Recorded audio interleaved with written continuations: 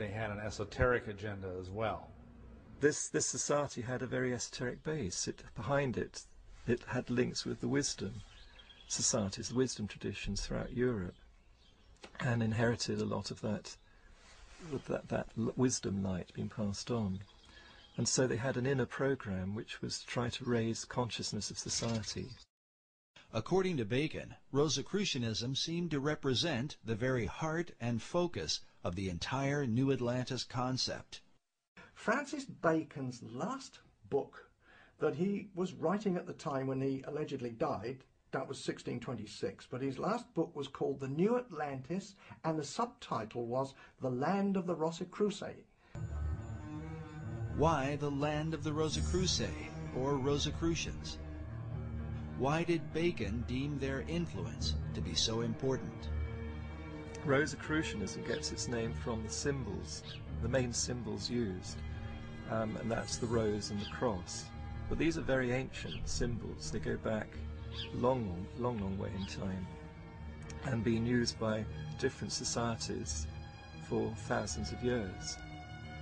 In the hands of different societies, the symbol has been interpreted in a variety of ways.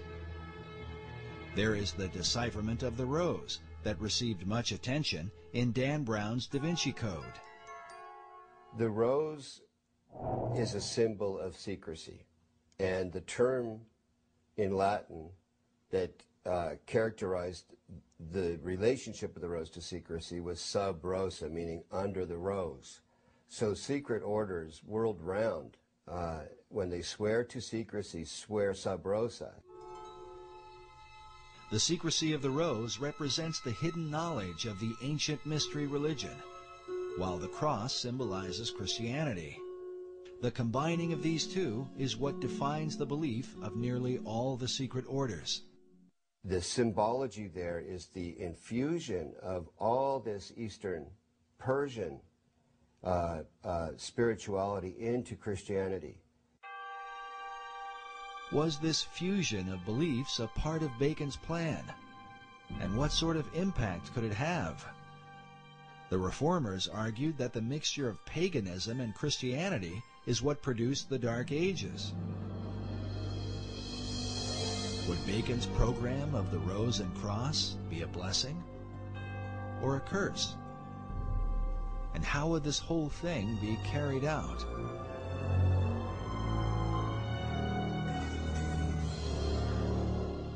When one follows the Rosicrucian trail, John Dee was a very, very key influence in historical Rosicrucians, and some say even the founder of it, the first president of it. But at some point, the presidency was given over to Francis Bacon, and he was in charge of the Rosicrucians, not just in England, but it spread right through Europe, and was following Bacon's particular program. And outwardly Bacon called his program the advancement of proficience of learning. This advancement of learning represented Bacon's desire to transform the world through knowledge. But he recognized that the key to obtaining knowledge was in a people's ability to communicate. As such, Bacon worked to reform the English language in ways never before realized.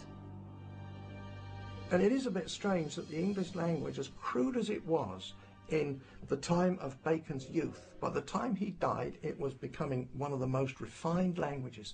But in England at that time, the English was dreadful. It was garbled with all kinds of different dialects, because if you think about it, England was made up of the Saxons, the Danes, the Gauls who had invaded, they were the Frenchmen, and they had a whole mixture of languages. So very often one Englishman could not communicate with another. To address the problem, Bacon surrounded himself with writers and poets who were like-minded. All these people, these kind of intellectual people, they all read and wrote in Latin, but they said, look, we need an English language. We're going to be a great country. So they needed a language and literature. So how to develop that skill? And that's what, I think that's principally what Bacon did. He gathered around him a literary society, writers, poets, artists as well, and some of them were employed to as part of the Secret Service of Queen Elizabeth, and they had communications with people all over Europe, in all the different countries of Europe, and from their letters they derived the roots of new English words, which they invented and put out. These new words were put out through a variety of literary works, books and poems and plays of the theater. Bacon's circle of writers and poets were largely responsible for the explosion of English literature during the Elizabethan era. They included such notable authors as Ben Jonson, Christopher Marlowe, Sir Walter Raleigh, and Edmund Spenser, to name a few.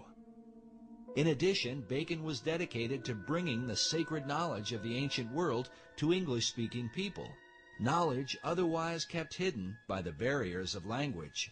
When he died, and subsequent to that, they've culled together at least 2,000 books. Not books that he wrote, because obviously one man couldn't write that number, but he had what he called a scriptorium. These were scribes who he paid to write for him. When he was the Lord High Chancellor of England, he had wealth, and he used to pay the scriptorium, these scribes, and he paid people to translate the classic books, Homer's Iliad, all the old Greek, the Roman classics, and all those classics, Livy, translate them all into English and put them in books. It turns out too that Bacon had a printing press. He had a factory with using brass plates for printing. That was his own thing. Nobody knew about that until rather recently. But nevertheless, there were 2,000 works that we know of that passed through his hands in one way or another to give literacy to the English public. Printing presses to make these books available to many people at a cheap price. But Bacon's purpose and that of his literary society was to prepare the people of the Old World to colonize the land of the New. As the term colonization scheme suggests, the launching of Bacon's plan for America was not by chance, but by design. It could be said that his great scheme began at an early age, perhaps when he was sent by Queen Elizabeth I to the court of France, where he was inspired by the example of the French poets.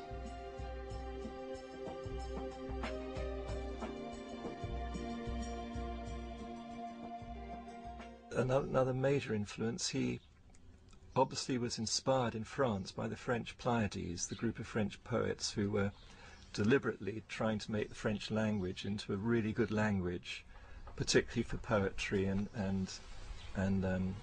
writings and so on of that sort. And Bacon spent several years at the French court, came back very inspired and wanted to do the same thing for the English language. Upon his return to England, he was sent to study law at the prestigious Gray's Inn in London, where his statue can be seen today. It was here that Bacon formed the beginnings of his own literary society, a secret group known as the Knights of the Helmet.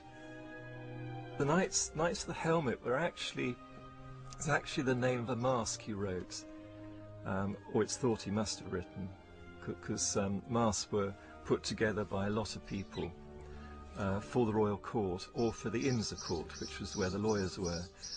And to get a job as a lawyer or a minister or official in the government, you had to be first of all a lawyer, and you had to know how the royal court worked. So every year they had to put on huge celebrations imitating the royal court, and part of that celebration was masks.